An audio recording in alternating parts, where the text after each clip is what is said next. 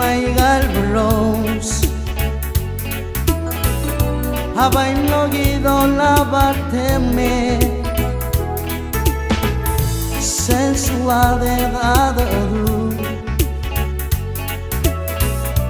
Mora al diago la bamle Hodang imar al diago bomba burrar mula imol bui Ngoy diago modang ering lelauto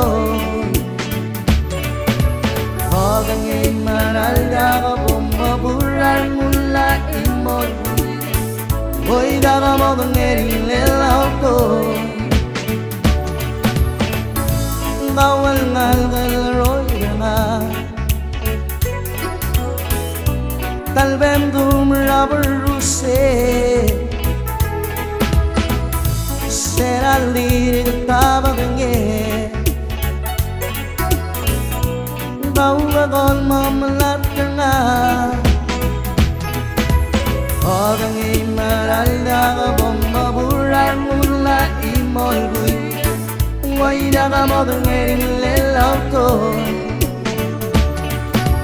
Odang imaral daga bomba burar mula imol bui Ngoy daga modang ering lelauto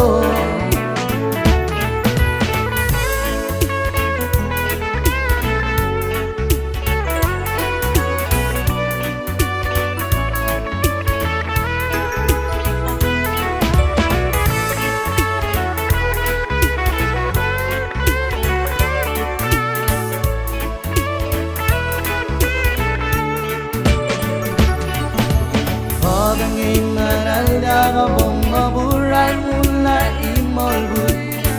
Ngoy daga modang ering lelauto Odang imaral daga bomba burar mula imol bui Ngoy daga modang ering lelauto Bawal ngalgal roy na